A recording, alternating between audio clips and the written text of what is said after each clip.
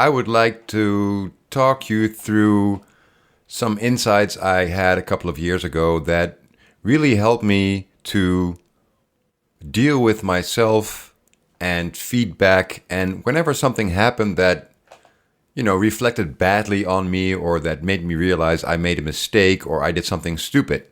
Now, this can lead to a very uncomfortable feeling within yourself where you're, really regretting what you did, or you're fearful that people might think different of you. So it can be very confrontational to make a mistake or to be called out on something. And I noticed that once I had a good grip on what was happening and what were the options available to me, that it made it a lot easier to deal with those kind of situations. And not only was it easier to deal with them, they actually became positive situations. And my explanation, or the way I look at it, I think has a lot to do with, let's call it the growth mindset, which really says that, you either win or you learn, right? Something like that. It tells us that we can be better if we just practice and we do our best, and that mistakes and faults actually are very good because they show you your weak spots or the areas where you could improve.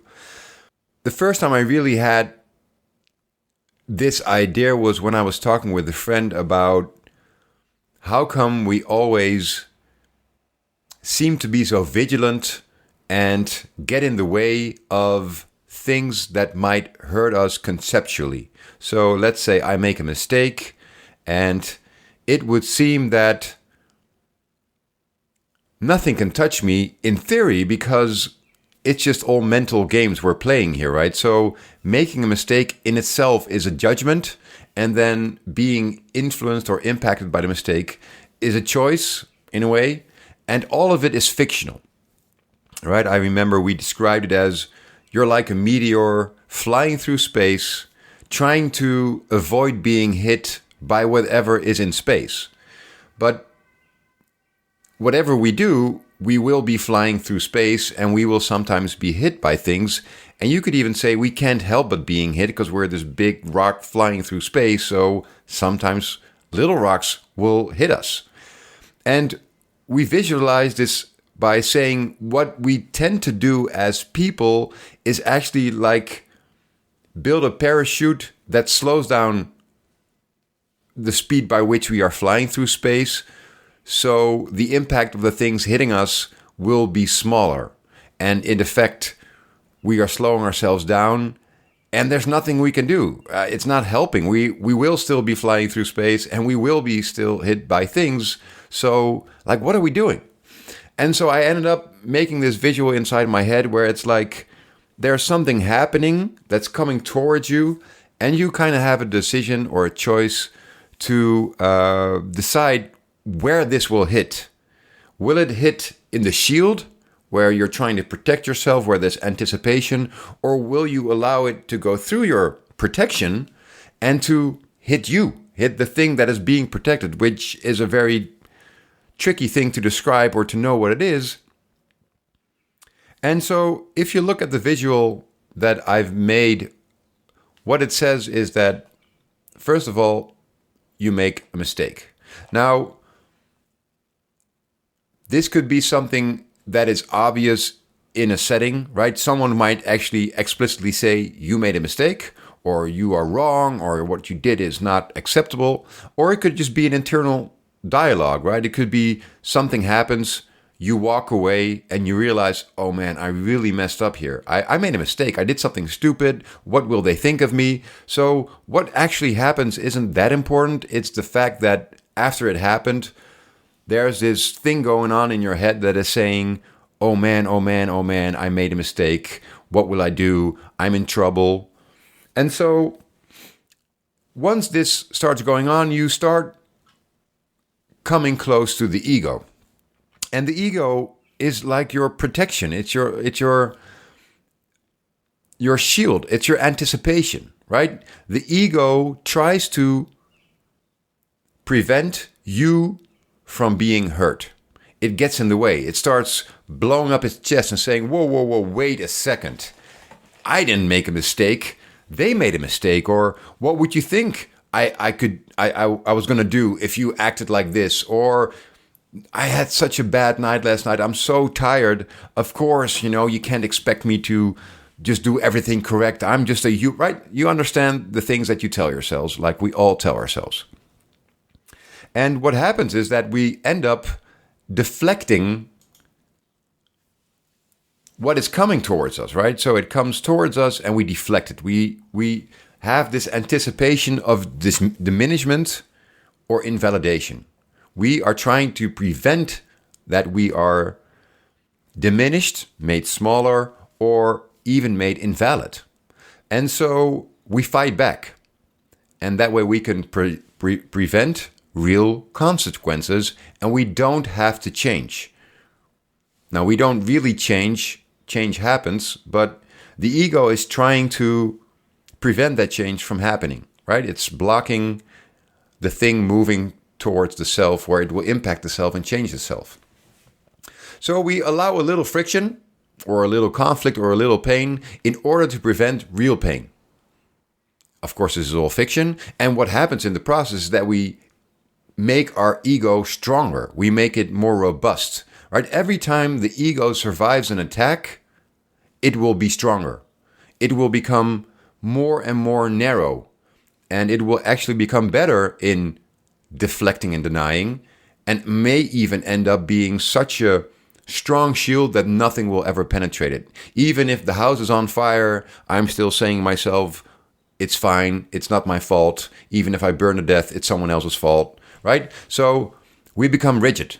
We every time we get confirmed that we can actually deny and deflect and point outward, every time we allow that in ourselves, but also in the reaction of others, right? If others allow us to do this will actually enforce the ego's protection or strength, and it will become something that happens again and again. And in that way, you do change, you do grow, you grow your ego, you grow the part that is really not helpful in many ways. And the problem I had with myself is that anticipation is a really tricky thing, because I remember describing it to myself as if you have an alarm system that, right, because that is what an ego is. It's an alarm system. Someone isn't in your house, but it's like a perimeter check. Someone's coming close to the house, and now the alarm is blaring because, hey, someone's getting close to the house. It's crossing a border you decided, a perimeter you set up with the intent of, let me know when someone is crossing this perimeter because I might get into trouble, right? In the real world, if someone, climbs over your fence, you're probably going to be in trouble. So that makes sense. But when it comes to the ego, this perimeter is very unclear, and you can expand and you can change it. And once you are vigilant, then the problem is no longer the problem, it's the anticipation of problems. So you will become triggered not when someone is attacking you, but when someone might attack you, or when you might get into a situation where you might be attacked. And this is a detriment to enjoying your life and being free and allowing the mechanism of change and learning within you to actually function in a proper way. I will come back to this bottom part later, but first, the other thing you could do is to allow the feedback or the impression to pass through the ego, to realize that it's not a problem that you made a mistake, that you probably will make a mistake, that every mistake you made is a way to learn. And it isn't just about mistakes, right? It's not only when you did something wrong. It's like when something happens to you. When something happens to you you do not like or wish it wasn't so, you can put your energy into the ego, denying it or running away from it or deflecting it, or you can look at it and deal with it. And then you come to the reflect and learn phase. What this means is that you actually accept the imperfection of yourself and you show a willingness to change. You realize that the world is giving you an opportunity to change, to better align with it, right? Because you could say that every time you find yourself thinking negative thoughts, you have cognitive dissonance. You are saying the world should be other than it is, or it's not right that the world is what it is, right? If you can align yourself with the way things are, then there's no problem because you're aligned. Now, because we are talking about mental constructions here, it isn't even necessarily the way the world is. It's your perception of how the world is, or it's your focus on a certain part of what the world is. So it's a very debatable situation either way. And I realized that if I start interfering, it becomes way more murky. So what's really there for me to learn becomes unclear. But when I allow it, it makes the problem smaller because I'm allowing the problem to be there. And I'm allowing myself to change, which will actually solve the problem in the future. So the whole experience is so much more natural and fluid and flowy because I'm not trying to deny half of my experience by saying this experience is okay, I will allow it. This experience is not okay, I'm going to block it and deny and put myself in all kinds of positions to kind of escape what's going on. Now the ego has some tricks, and one of the tricks the ego has is to pretend it allowed what happened and is now trying to deal with the self being hit. And this usually takes the form of playing the victim, right? Yes, it's all my fault. Oh, I guess I'm just so imperfect and you're so... Right? This kind of talk pretends like the ego gave up. I'm allowing the fact that I made a mistake. But really what the ego is doing is turning it back and going into the extreme of saying everything is my fault, which really takes away, again, the let's say the sharpness of what really happened and turns it into this blurry, I guess everything is my fault, right? I'm sure you know this kind of behavior from yourself or others. So if you allow yourself to have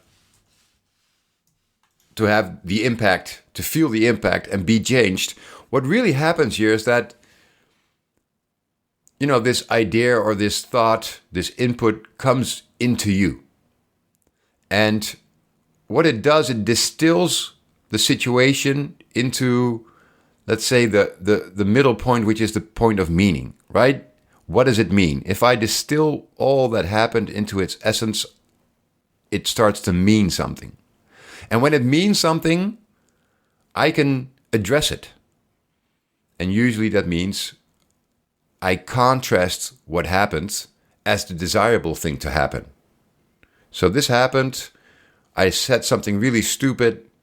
It means that I'm a being that can sometimes say stupid things. And as a result, hopefully next time I won't say that thing, or I will think a little bit extra before I say something, right? So instead of blurring out and trusting I say something which is always okay, I realize that even I can say things that are not okay, and I start to change my behavior. This is not something you will do. You will not do this in the sense that you might end up doing it if something was impacted within you, right? Because in order to change, and you always change, but change is not something you do. Change is something that happens. You are the result of the change. You are not the changer.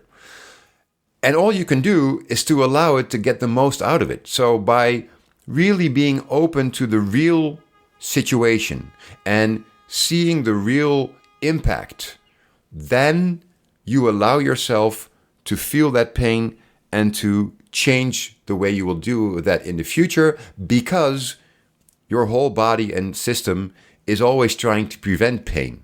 So, right, you don't build the calluses on your fingers or your hands. The body does that as a response to it being used too many times, or right? So the body itself and the mind itself as well will act once there is friction and pain and do something that will diminish the pain in the future. If you do it in the first part, you're just playing the fiction game of protecting yourself. if you do it in the second part, you don't do it other than allowing it, and you will see what sticks. Now, does this mean you will not make the mistake the second time? No, it does not. And that might be scary, but it's the point. What sticks is what sticks. And if you don't get it the first time, might get it the second time. And sometimes you might not even get it all. You will keep making the same mistake, because as long as the pain you feel is not as bad as the thing that needs to change, or the effort, or the whatever, then you will not change. And so you have to trust that. You will change if it is required for your survival, so to say. And if it's not required, then you won't change, or you might change a little. Who knows? But you need to allow that. So the result of this whole interaction, if you do it right, is some residue. Something remains of the friction or the encounter. You do not decide what the impact is. You can only expose yourself to it. So you expose yourself. There is an impression. This impression leaves some residue. What is it? What does it do? We don't know. Now, you could repeat this thing by reliving, right? I think this is something we do naturally. I certainly know I do. But there's a point at which this reliving becomes not only giving you diminishing returns, because every time you relive it, you impress the same thing. The impression it leaves becomes smaller and smaller because it's not new. And if you're not careful, the whole going through the loop and the reliving starts working against you, because really what you do is you go back into the ego and start talking about the victim again. Oh, why did this happen to me? Well, how could I be so stupid? Oh, how, right? Ask yourself the question, how can I be so stupid? I mean, can you answer that? If you really are stupid, especially, can you answer that? How can I be so stupid? I don't know. I've made decisions in a fraction of a second that I've regretted for weeks or months, right? Why? I don't know. Why did I do this? Because I'm alive. I don't know what I'm doing. And it isn't the point of life to do the right things. It's the point to deal with life as it comes at you, and you live and you learn and you change. Now, as a final note, I want to make a quick point of growth versus change, because I think this world is obsessed with growth, and it's obsessed with bringing the world to the level that we are at ourselves, right? We are the ones who can decide what is good and bad. We can decide how we want to grow or not, right? We want to learn more. We want to become better. Oh, we have so much potential. If only we could fulfill our potential. How come you're sitting there wasting your potential? No, man, it doesn't work like that. You change. Every day, every second, every minute, you're changing. Your cells are changing. Everything is changing. Your body is changing. The brain, which is actually part of your body, is changing all the time. So is your brain. But your thoughts and your idea about yourself, they will just remain the same, even though everything changes. The whole thing where it comes from is changing. But you will remain the same, right? You will only allow for growth. I will learn an extra language. I will not forget anything. Whatever. Point is, I stopped curating change and embracing change as life, and embracing that it was out of my hands, and I wouldn't want it to be in my hands, because what do I know? If I think I can be a constant, I have a problem. If I allow I will never be constant, that's liberation number one. But I need to trust that the change that is happening is whatever is best for me, even if I don't like it, even if I wouldn't come up with it, right?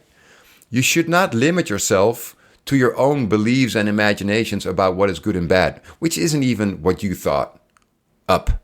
It's been imprinted and it's been put in there by culture. You don't even know, man. You're just repeating other people all of the time. And whatever you think is good is what the culture thinks is good, and whatever you think is bad is what the culture thinks is bad, mostly. So don't fall into the untrue and moralistic situation where you still think your judgment is better than any judgment, and even though you made a mistake, you still know better. You don't. This thing is bigger than you. It's bigger than me. By trying to curate, we are slowly returning to the ego part of the diagram, right? So don't do that. Allow change. Know that you're an idiot, just like I am. We're all idiots. We can't help ourselves. And the best way to deal with it is to allow reality to show itself and leave its impression. So hopefully there was some insights in here that was fun and interesting. Let me know what you think, and good luck with that.